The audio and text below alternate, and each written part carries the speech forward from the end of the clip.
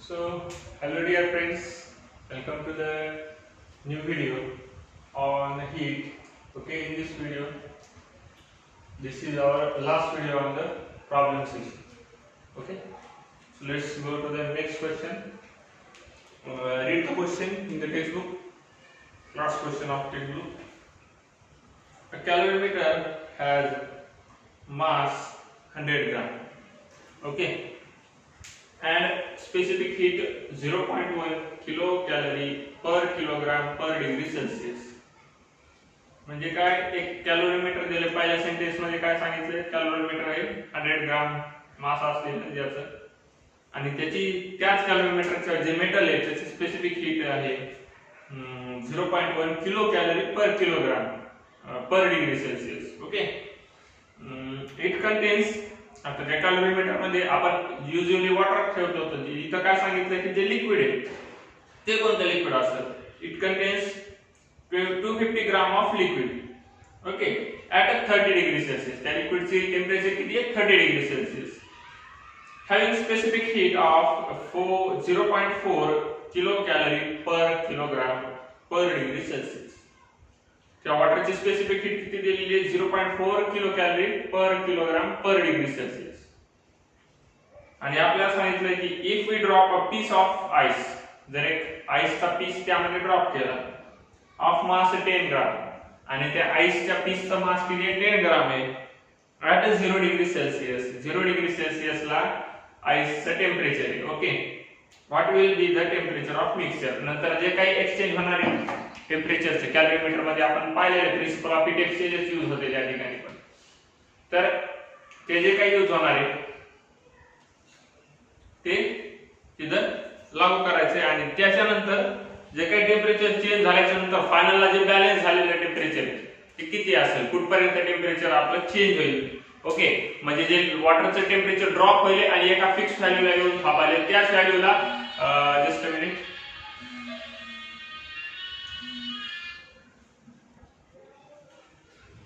Okay, so let's write the given लिहूया. तर ते बॅलन्स झालेलं टेम्परेचर आपल्याला कॅल्क्युलेट करायचं. गिवन लिहून घेऊया. काय दिले बघा गिवन डेटा मध्ये. सुरुवातीला कन्सिडर करूया जे टेम्परेचर कॅल्क्युलेट करायचे. Late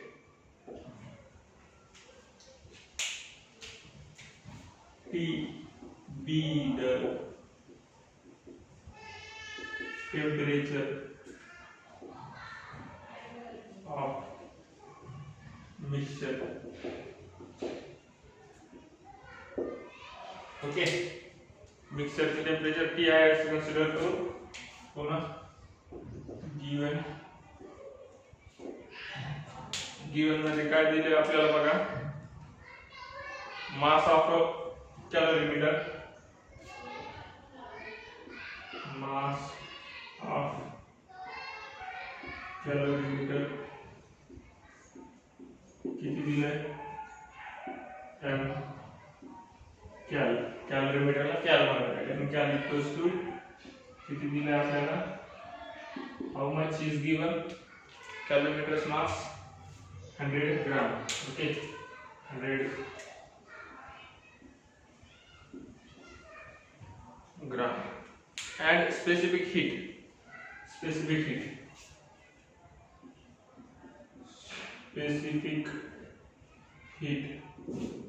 of calorimeter equals to, त्याला आपण म्हणू C cal, कॅलोरीमीटरची specific heat. Okay, C cal equals to 0. How much is given, 1, and kilo calorie per kilogram. Okay, per degree Celsius. आता किलोग्रामचं किलो आणि हे किलो जर ग्राम, हे जर कॅलरी मध्ये कन्वर्ट केलं तर याचा 10⁻² इथं 3 येणार आहे आणि याचा 10⁻² इथं 3 येणार आहे. दोन्ही काय होतील, कॅन्सल होतील, आणि हे काय राहील 0.1 calorie per gram per degree Celsius. आणि असं का कन्वर्ट केलंय, ते ग्राम मध्ये दिलंय, हे पण ग्राम मध्येच राहू दे आपण. Okay, so next is what given काय दिले याच्यानंतर बघा it contains 250 gram of liquid okay mass of liquid in calorimeter किती आहे त्या लिक्विडचा मास कॅलोरीमीटर मध्ये ओके लिक्विड म्हणून आपण याला एम लिक्विड ते किती येईल ते दिलेले आहे आपल्याला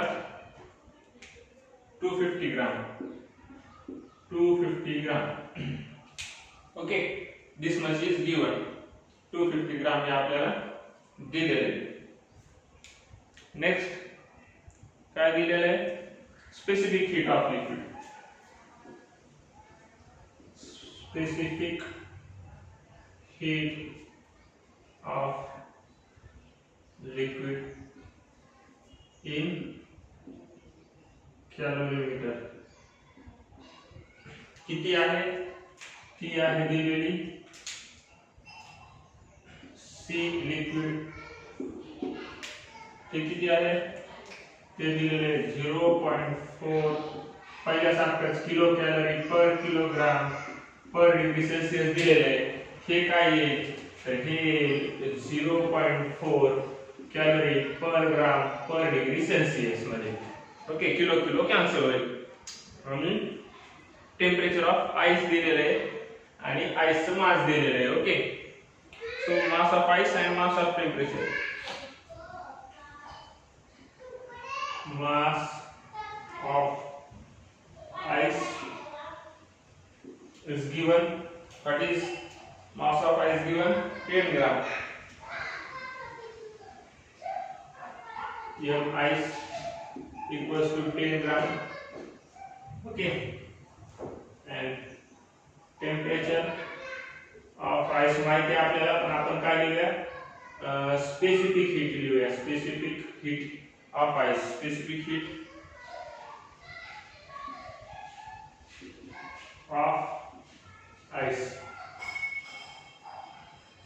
equals to C ice equals to किती माहिती आपल्याला स्पेसिफिक हीट आईसची 1 असते ओके 1 कॅलरी किंवा 1 kilo calorie 1 calorie per gram per degree Celsius ही आईसची स्पेसिफिक हीट झाली तर आता आपल्याला कॅल्क्युलेट करायचे मिक्सचरचं टेम्परेचर ओके मग सुरुवातीला थर्मामीटर कॅलरीमीटर हीट लॉस करेल आणि त्याच्यात लिक्विड हीट लॉस करेल तेव्हाच आईस काय करणार आहे हीट गेन करणार आहे तेव्हाच आईस हीट गेन करणार आहे ओके सो मग आपण कॅल्क्युलेट करूया हीट लॉस्ट बाय कॅलरीमीटर किती येईल इक्वल्स टू Q1 म्हणूया त्याला आपण ओके जी कॅलरीमीटरने हीट लॉस केली आता कॅलरीमीटरचं टेम्परेचर चेंज झालंय फेज चेंज झालंय का नाही म्हणजे इथं फॉर्म्युला येईल mc डेल्टा T आणि टेम्परेचर कुठून कुठपर्यंत चेंज झाले बघा तर टेम्परेचर चेंज झाले बघा कॅलरीमीटरचं ओके सो टेम्परेचर कॅलरीमीटरचं कुठून कुठपर्यंत चेंज होईल जस्ट मिनिट कॅलरीमीटरचं टेम्परेचर 30 डिग्री दिलेले ना आपल्याला क्वेश्चन मध्ये बघा हा लिक्विडचं जे टेम्परेचर आहे तेच कॅलरीमीटरचं टेम्परेचर असेल इथं लिहा वाटलं तर temperature of liquid equals to temperature of calorimeter equals to 30 degree Celsius कशामुळे तर कॅलरीमीटर मध्येच लिक्विड फिल अप केलेलं आहे सुरुवातीपासूनच आणि त्या दोघांचे अगोदरच हीट एक्सचेंज होऊन टेम्परेचर बॅलन्स झालेलं असेल ते किती 30 डिग्री सेल्सिअस आणि टेम्परेचर ऑफ आईस किती असेल तर ते आपल्याला माहिती आहे 0 डिग्री सेल्सिअस ओके ते कसं पाहू तर मग आता m आहे माहिती आपल्याला कॅलरीमीटरचं मास ऑफ कॅलरीमीटर mcl इथं लिहा suffix cl कॅलरीमीटर okay so here is 100 into specific heat of calorimeter किती दिलेले 0.1 calorie per gram per degree Celsius 0.1 into delta T बघा किती राहील. डेल्टा टी म्हणजे चेंज इन टेम्परेचर असते. कॅल्व्हॅटरचं टेम्परेचर 30 डिग्री सेल्सिअस होतं. मिक्सरचं टेम्परेचर आपल्याला टी पर्यंत आणायचे म्हणजे हीट लॉस करायला म्हणजे नंतरचं टेम्परेचर कमी असणार आहे. मग change in temperature delta T कसं येणार 30 मायनस माहित नसलेलं टेम्परेचर टी म्हणजे डेल्टा टी ची व्हॅल्यू येईल 30 मायनस टी म्हणजे जे माहित नसलेलं टेम्परेचर. जे मिक्सरचं टेम्परेचर असेल तेच कॅल्व्हॅटरचं टेम्परेचर असेल कारण की ते पण हीट लॉस करायले वॉटर बरोबरच किंवा त्याच्यातल्या लिक्विड बरोबरच. ओके हीट जर ऑब्जेक्टने हीट लॉस केली तर कॅल्व्हॅटर आणि लिक्विड टेम्परेचर घेईल आणि ऑब्जेक्टने हीट गेन केली तर कॅल्व्हॅटर आणि लिक्विड हीट लूज करेल. ओके लक्षात ठेवायचं. तर मग ते आलं एवढं मग याची व्हॅल्यू किती येईल तर याला जर मल्टिप्लाय केलं तर हे दोघांचं कॅल्क्युलेशन हे किती येईल 0.1 into 100 केलं तर 10 into 30 minus t याला म्हणा q1. Okay q1 therefore so this is your equation first. Now let's go for the heat lost by liquid in calorimeter. कॅल्व्हॅटर मध्ये जे काही लिक्विड आहे त्याने जी काही हीट लॉस केलेली आहे ती आपल्याला कॅल्क्युलेट करायची तर ती असेल Q2. Okay equals to Q2 equals to काय येईल बघा आता हीट लिक्विड लॉस करायला म्हणजे त्याचा आपण फक्त टेम्परेचर चेंज केलंय फेज चेंज नाही होईल. ओके ते m liquid into c liquid into delta T of liquid. Okay, so value ठेवून द्या. mass of the liquid किती आहे mass of the liquid 250 gram 250 into specific heat capacity of liquid ते किती दिलेले आहे 0.4 into म्हणजे ब्रॅकेट मध्ये लिहू आपण डायरेक्ट. आता लिक्विड पण 30 पासून t पर्यंत चेंज होईल म्हणजे डेल्टा टी 30 मायनस टी आपण 30 minus T. Okay 30 minus T होऊन जाईल लिक्विड साठी. सो आता इथं झालं हीट लॉस केली कोणी. आता हीट गेन कोण करायला एकटा ऑब्जेक्टच हीट गेन करायला. ऑब्जेक्ट कोणता आहे आईस आहे. मग आता आईसचं टेम्परेचर इन्क्रीज होईल. Okay so ice temperature increase करायला म्हणजे काय होईल तर त्या ठिकाणी फॉर्म्युला यूज होईल. दोन फॉर्म्युले यूज होतील. एक तर आईसचं टेम्परेचर इन्क्रीज झालं आणि फेज काय आहे आपल्याला माहिती चेंज झालेला आहे आईस पासून वॉटर पर्यंत मिक्सचर झाले टेम्परेचर गेन केले. बघा टेम्परेचर 30 डिग्री सेल्सिअस होतं टेम्परेचर गेन केलेले आहे. 0 पासून जरासं पण टेम्परेचर गेन केलं की आईसचं कन्व्हर्जन कशात होणार आहे वॉटर मध्ये होणार आहे.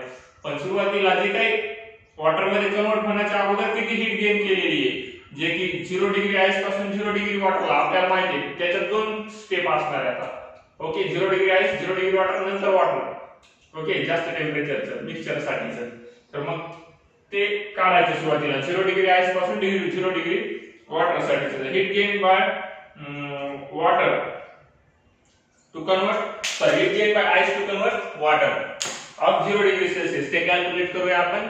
सो लिहून घ्या मग heat gain by ice to convert into water of 0 degree Celsius ते किती होईल तर Q3 equals to फेज तर चेंज झाला टेम्परेचर कॉन्स्टंट आहे mass of ice into latent heat of काय मेल्टिंग जी काय मेल्ट होण्याची लॅटेंट हीट आहे किंवा लॅटेंट हीट ऑफ आइस ज्याला म्हणू आपण ती किती असते लॅटेंट हीट ऑफ आइस तर 80 कॅलरी इथे लिहायचं राहिलं ते आपण लिहून घेऊ शकतो. इथे लिहायचं असलं तर लिहून घ्या तुम्ही. 80 कॅलरीज तुम्हाला माहिती असते. Okay 80 calories per gram latent heat of water इथे लिहून घ्या. We know that latent heat of water equals to L किंवा ice slash water equals to L ice equals to 80 calorie per gram ती असणार आहे. ओके, सो इथं ठेवून द्या मग value. Mass of the ice किती दिलेले आहे? मास ऑफ द आइस किती दिलेले आहे? 10 ग्राम इनटू 80 म्हणजे हे किती होईल? हे किती होईल? 800. आणि हीट कॅलरी मध्ये असेल, ग्राम आहे कॅलरी पर ग्राम आहे, ग्राम ग्राम कॅसल कॅलरी मध्ये येईल Q3 therefore ओके, हे आलं Q3. ओके, याला काय म्हणलं? इक्वेशन 1, याला इक्वेशन 2 आणि याला इक्वेशन 3. आता सिमिलरली फोर्थ इक्वेशन कसं कॅल्क्युलेट करणार? तर कसं कॅल्क्युलेट करणार? Heat gained by water to change its temperature from 0 degree Celsius to T. 0 degree Celsius पासून T पर्यंत टेम्परेचर चेंज करायला किती? आता मिक्सचरच्या टेम्परेचरवरच वॉटर पण टेम्परेचर चेंज करणार.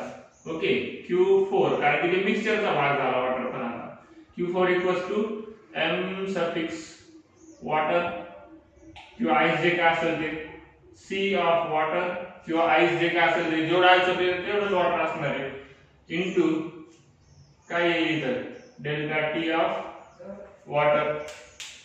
Okay, so mass of water किती दिलेलं आहे आपल्याला? 10 ग्राम. आइस एवढंच.